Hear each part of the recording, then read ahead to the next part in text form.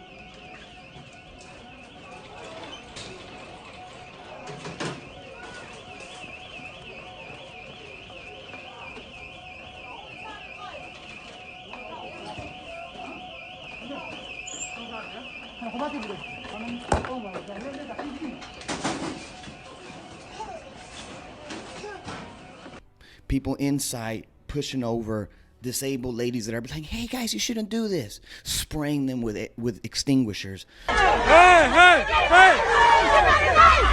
got a knife! She got a knife!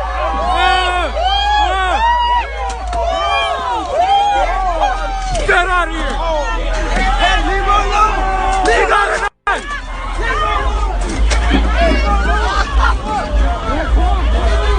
She's stabbing me!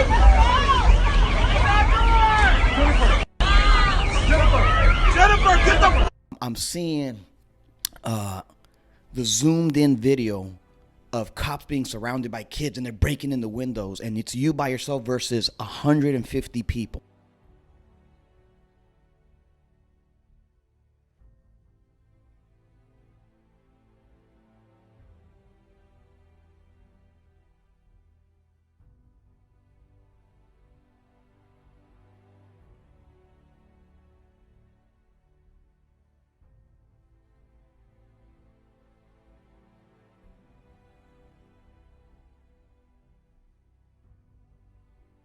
After seeing that, honestly, I was enraged, completely disregarded George Floyd, and thought, that's why cops are scared of you guys.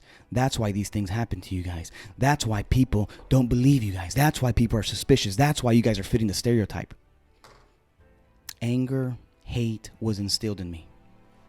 And immediately, God being merciful, checks me and goes, no, whoa, son, wait. That's the deception. That right there. See, because if I'm the enemy, what's happening right now is perfect. This is exactly what I would want. I want neighbor to go up against neighbor. I want to fight fire with fire. I want to have hate versus hate. And that is insane to me.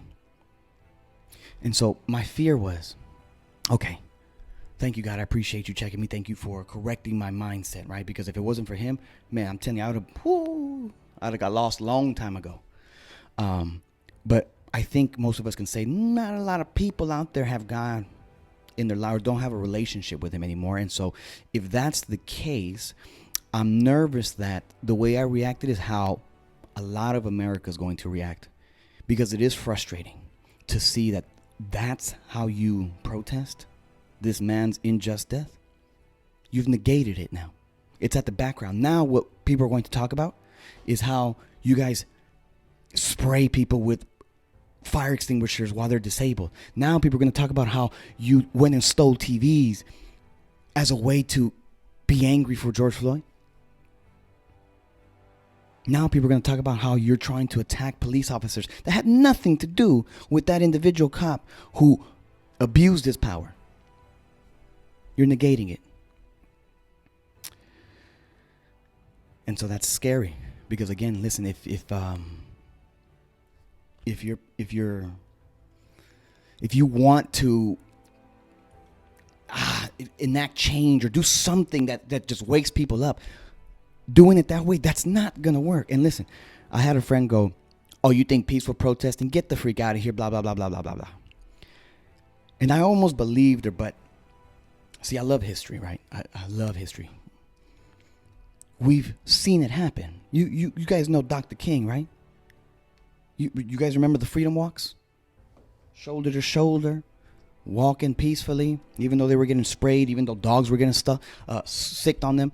They kept marching and walking. And it was so hard for officers, for a nation, to get behind the evil that was being perpetuated against them when they were clearly walking in truth and light. It's hard. It exposes you. But when you, again, repay evil with evil, you stir up wrath, like the word says. I think we just don't have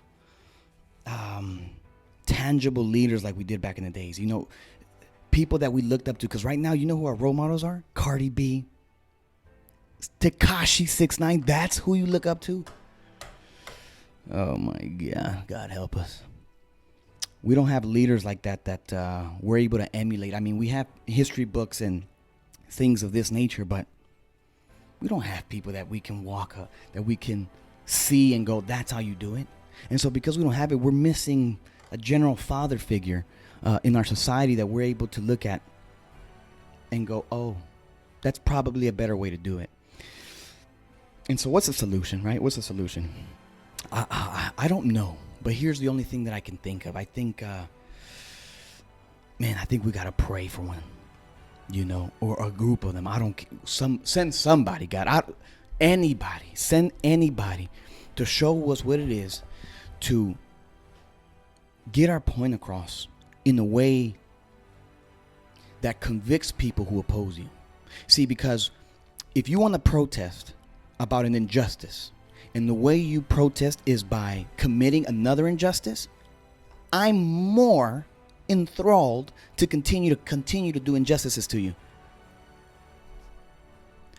But it's so hard to slap you, to fight you, to argue with you when you don't throw the ball back. I saw an interview, right, where they interviewed Dr. King, and they talked about, hey, Malcolm X thinks that your approach is weak, because Malcolm X was the complete opposite of Dr. King. Malcolm X said, hey, fight fire with fire. You show the same aggression that they show you, you repay it. This is why we don't remember him that way. See, because he walked in a falsehood. That's not the truth. The truth is what Dr. King walked out. Peace and love will always conquer. And that's weird. I know, I get it, right? We live in a very macho society where and love's kind of a dead concept. But it's true. That's why we celebrate this man, because what he did was unprecedented in our generation, our timeline. And Dr. King said, listen. Me being passive or not reacting the way you would like me to react is not weak.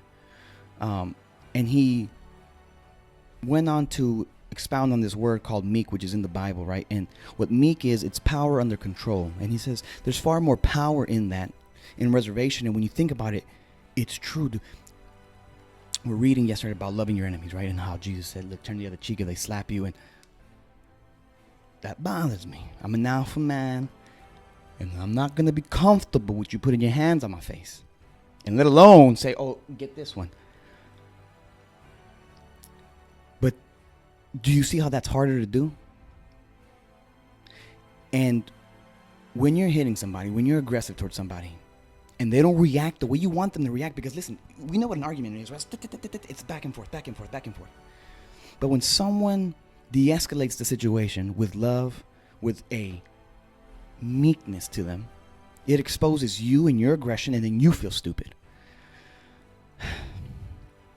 And so I think the way the country's handling this right now is not how you do it. You're taking 2 steps backwards. You are dishonoring George Floyd. And I just hope we can see that. You know, I hope we don't get sucked into it. You know, that there's always going to be injustices where there is human beings. You guys understand this, right? There's crooked cops, there's bad cops, there's bad insurance agents, good insurance agents. There's food workers that'll spit on your food, and some that'll make your food with joy. There's bad in everything, people. But I think that when you want to isolate certain instances and then put a blanket statement over all people that match that description, that match that job description, you're doing exactly what you're saying you hate. You're perpetuating racism. You're perpetuating stereotypes. And you're perpetuating hate. Because the word is the truth, man. And it says, listen, do not repay evil for evil. Don't do it. So I challenge us, man. Try not to get sucked in. Try not to get sucked into the rage. Try not to get sucked into the violence that is trying to be instilled in us right now. Be indignant, be upset, but protest in a way that has people feel, wow, maybe I am wrong. Look at these people. They're not reacting. Dang it, they're not reacting the way I want them to react. There's more power in that.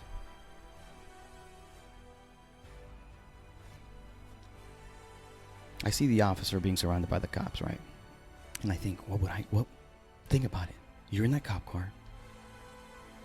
You're trying to remove them from the freeways, and they surround you, and you got kids to go home to. You got a family, and now you don't know who has a gun. Fear. I'm going to get out of there. I work at a store. I see my grandma who's disabled, and she tries to say something to people, and they spray her with a fire extinguisher. You think I'm going to feel like, guy's got a point. Grandma, you shouldn't have been there. No, it's a perpetual cycle. And we got to do something different, man. We've got to do something different.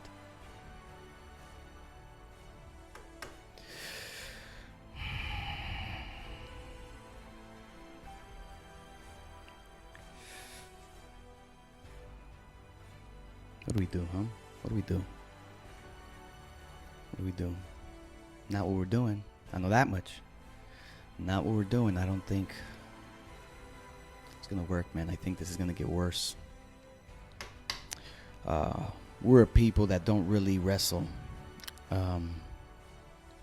with our emotions and thoughts anymore, right? We just, we fly by the seat of our pants, man. It is what it is, and I'm going to do what I got to do, and whatever I feel, I'm going to express it.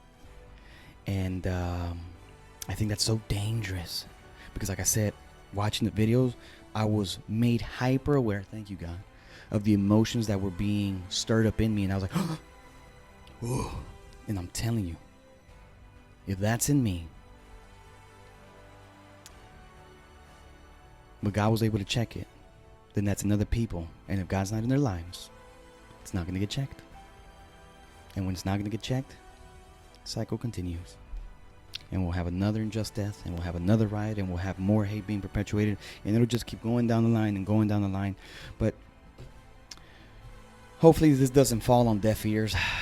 If you see someone at your job or you just listen, if you hear someone invoking violence, try to step into that space and try to give a different perspective. And I think that's what so many people are just so eager to be a part of something that's why people riot and stuff. I think it starts with the intention of, hey man, we want to show you that this isn't just. And then you guys have heard of riot mentality? You get sucked into it, man. You get sucked into it. And so I'm saying, man, can we please be hyper aware that we're not going to get anything across when we fight fire with fire. Pray for wisdom, man. Pray for guidance. Pray for discernment. And pray to be the light, dude.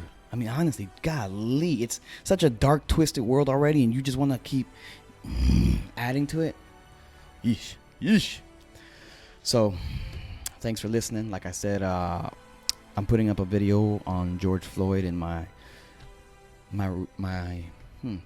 honest opinion on why I think things like this happen in our country. So, if you want to check that out, check out my page.